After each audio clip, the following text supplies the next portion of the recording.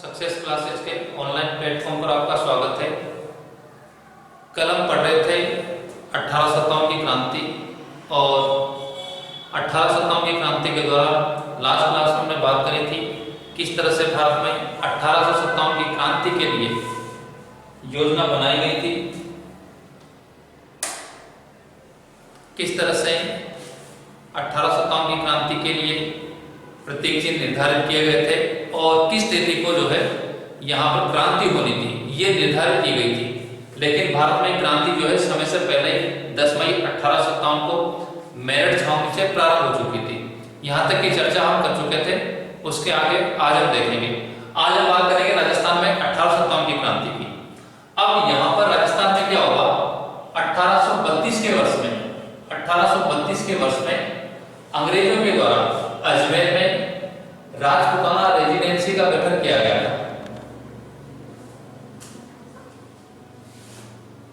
अब राजपूताना रेजिडेंसी का मतलब क्या है, तो कुल मिलाकर यहाँ पर क्या हुआ, एक पद बनाया गया था जिसका नाम था एजीजी।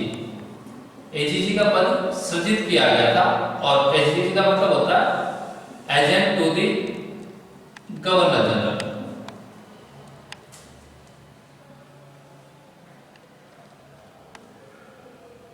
एजीजी आया समझ में? एजीजी का मतलब यह है कि भारत में जो गवर्नर जनरल होता था उसका एजेंट बनाया गया यहाँ पर राजपूताना में, और इसका मुख्यालय जो बनाया गया ये बनाया गया अजमेर में। राजपूताना एजेंसी का जो हेड ऑफिस है ये कहाँ पर रखा गया, अजमेर में। और पहला जो एजीजी बनाया गया था, फर्स्ट जो एजीजी बनाया गया था वो बनाया गया था मिस्टर अब्राहम लोकेट।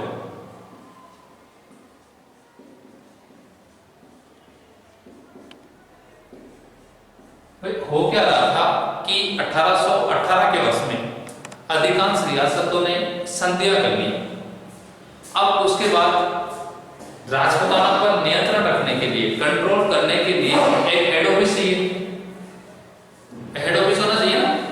आज मान लो कोई सा भी सिस्टम हमें चलाना है तो कहीं ना कहीं ऑफिस सेट करना पड़ता है, तो इसी तरह से यहाँ पर भी ऑफिस बनाया गया और 1832 में राजपूताना रेजिडेंसी के नाम से अजमेर में एक हेड ऑफिस बना दिया और यहाँ पर एक अधिकारी बिठाया गया जिसका नाम था एजीजी। और पहला एजीजी जो है ये बनाया गया था मिस्टर अब्राहम लोकेट को।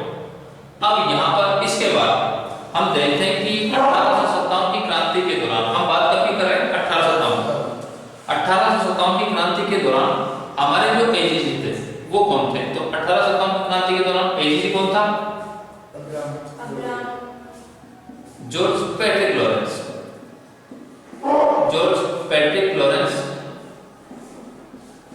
1857 की क्रांति के दौरान राजपूताना के या राजस्थान के एजीजी हुआ करते थे। जबकि आपसे पूछा जाए कि पहले एजीजी कौन थे, तो मिस्टर अब्राहम लोकेट। लेकिन क्रांति के दौरान पूछा जाएगा तो फिर नाम आता है जॉर्ज पैट्रिक लॉरेंस का।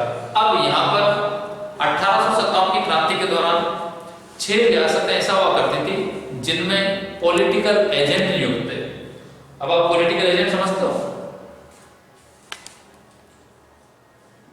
पॉलिटिकल एजेंट जिसे हम बोल सकते हैं पीए।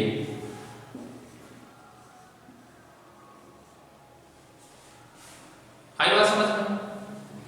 पीए क्या है, पीए नहीं आया ना समझ में? पॉलिटिकल एजेंट क्या है, तो होता क्या था कि 1818 के वर्ष में अधिकांश रियासतों ने संधियां कर ली। अब संधियां की गई तो उनमें कुछ शर्तें रखी गई थी और उन शर्तों में एक शर्त यह थी कि प्रत्येक रियासत में एक अंग्रेज अधिकारी नियुक्त किया जाएगा जिसका नाम होगा पॉलिटिकल एजेंट। और पॉलिटिकल एजेंट का मतलब यह है कि ये जो पॉलिटिकल एजेंट जिस रियासत में नियुक्त किया गया है वहां का राजा इस पॉलिटिकल एजेंट से पूछे बिना न तो किसी दूसरी रियासत पर आक्रमण कर सकता है, न दूसरी रियासत के साथ संधि कर सकता है और न दूसरी रियासत के साथ कोई भी हस्तक्षेप या मित्रता कर सकता है। कुल मिलाकर हम ये कह सकते हैं कि अब राजा जो है वो किसके कंट्रोल में आ गया, पॉलिटिकल एजेंट। समझ रहे हो आप मेरी बात भाई? अप्रत्यक्ष रूप से अब राजस्थान में अंग्रेजों का शासन है और उस रियासत में इनडायरेक्टली कौन शासन कर रहा है, पॉलिटिकल करें 1857 की क्रांति की, तो 1857 की क्रांति के दौरान 6 रियासतें ऐसी थी जहां पर पॉलिटिकल एजेंट नियुक्त थे। तो हम देखेंगे कि 6 रियासतें कौन कौन सी थी। तो पहले थोड़ा सा पॉलिटिकल एजेंट थी। तो 1857 की क्रांति के दौरान 6 रियासतें ऐसी थी जहां पर पॉलिटिकल एजेंट नियुक्त थे। तो 6 रियासतें कौन कौन सी थी? एक तो थी हमारी कोटा। कोटा रियासत में उस समय पॉलिटिकल एजेंट थे मेजर बर्टन। दूसरी रियासत थी जोधपुर, और जोधपुर में इस समय पॉलिटिकल एजेंट थे मॉकमेसन। तीसरी रियासत थी जयपुर, और जयपुर के इस समय जो पॉलिटिकल एजेंट थे उसका नाम था ईडन। इसी दौरान चौथी रियासत, और चौथी रियासत थी कौन सी? सिरोही। और सिरोही में इस समय पॉलिटिकल एजेंट कौन थे? JD hall.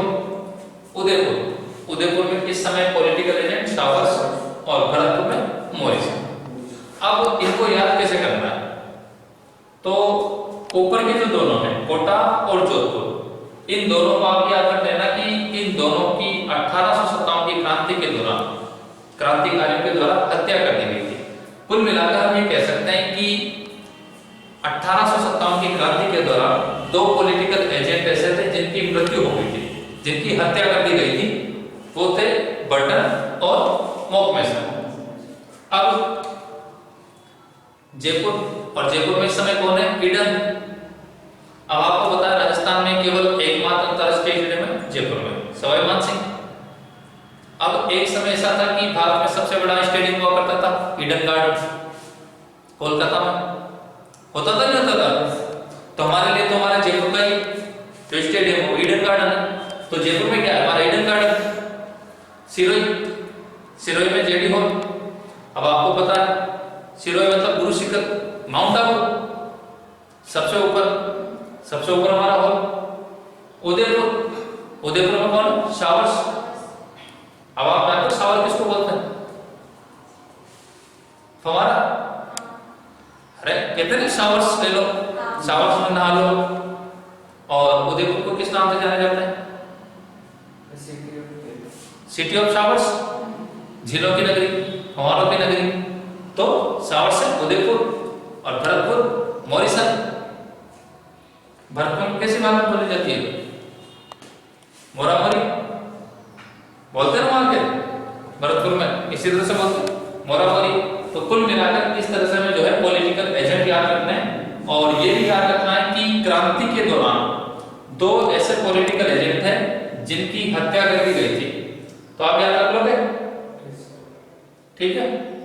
इसके आगे हम रियासतों की बात करेंगे कि किन रियासतों के दौरान विद्रोह हुए थे और किन किन रियासतों में कौन कौन सी सैनिक छावनियां स्थापित की गई थी। तो वो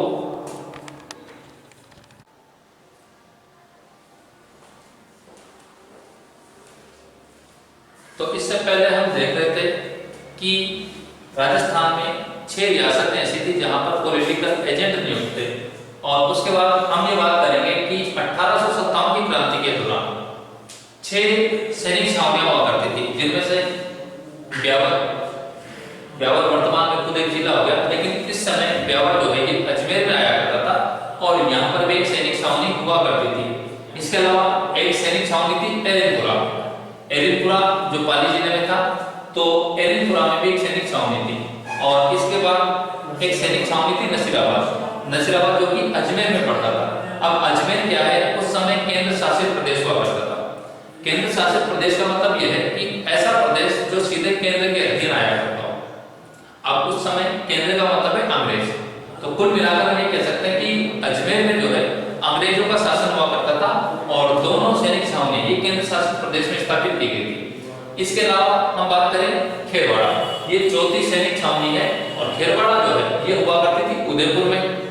और इसके अलावा देवली जो है ये हुआ करती थी टोंक में। और नीमच जो वर्तमान में एमपी में है, लेकिन उस समय नीमच की जो सैनिक छावनी है ये मेवाड़ रियासत के अधीन आया करती थी। कुल मिलाकर हम ये कह सकते हैं कि जब राजस्थान में 1857 की क्रांति हुई थी उस समय राजस्थान में कुल सैनिक छावनियां थी और इन सैनिक छावनियों में 2 ऐसी सैनिक छावनियां थी जिन्होंने 1857 की क्रांति में भाग नहीं लिया था। एक तो थी ब्यावर और दूसरी जो थी ये थी खेरवाड़ा। ब्यावर और खेरवाड़ा दो ऐसे सैनिक छावनियां थी जिन्होंने क्रांति में भाग नहीं लिया था। इसके अलावा हम क्रांति में सैनिकों की संख्या की बात करें तो कहा जाता है कि उस समय क्रांति के दौरान कुल 5000 सैनिक हुआ करते थे। इन 6 सैनिक छावनियों में कुल 5000 सैनिक थे और 5000 जो सैनिक हैं ये सारे भारतीय सैनिक थे। अर्थात हम ये कह सकते हैं कि ये जो सारे सैनिक हैं ये भारतीय हैं, यहाँ पर विदेशी सैनिक कोई भी नहीं है। इन 6 सैनिक छावनियों में कुल 5000 सैनिक हुआ करते थे।